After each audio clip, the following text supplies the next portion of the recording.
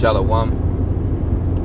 I'm your brother Yahawah from the branch of GMS, South Carolina Midlands.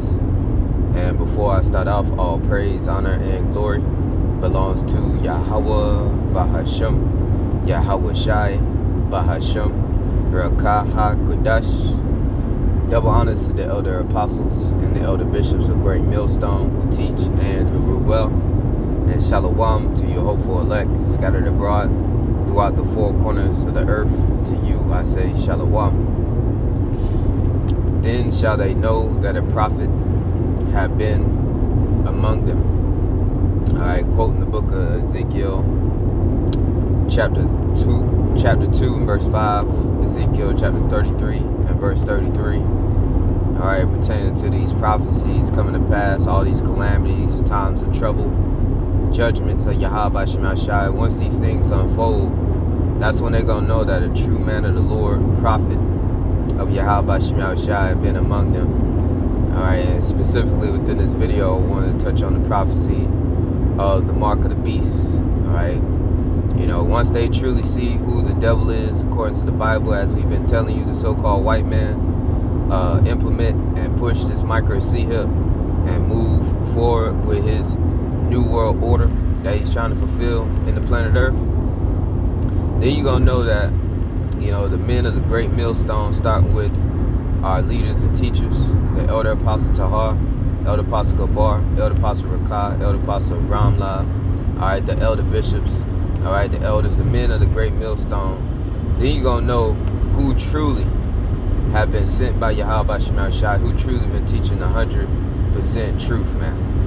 Alright, because here at Great Millstone, we have never switched up the doctrine. Alright, never switched up the breakdown of the mark of the beast like so many camps out there are doing and breaking it down wrong.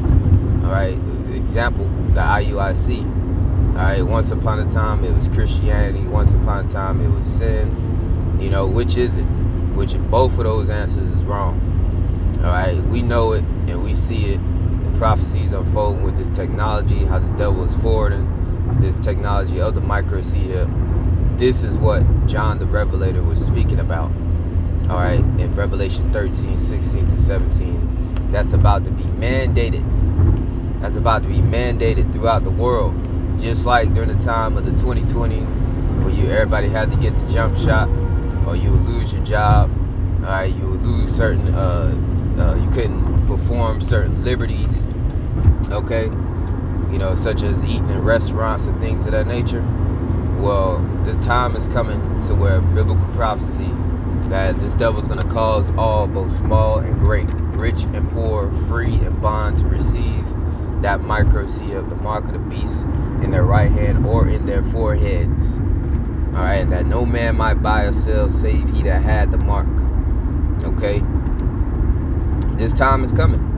All right, also known as the hour of temptation in Revelation 3 and 10, that Yahawashi is going to keep the men of the Lord, the true men of the Lord, all right, his servants, from taking that charagma, man. Okay, a time of testing that's going to come upon all the world, all right?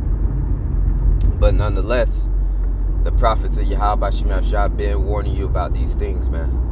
All right, so much so we go into the articles, all right, we go into the different shows and movies that Esau Edom shows you this technology on what he plans to do here in the near future, man. All right, he shows you these dystopian societies and how he want to, you know, be the one on top, hoarding everything and controlling the masses. Or you are the poor and he's the rich. That's the only two classes.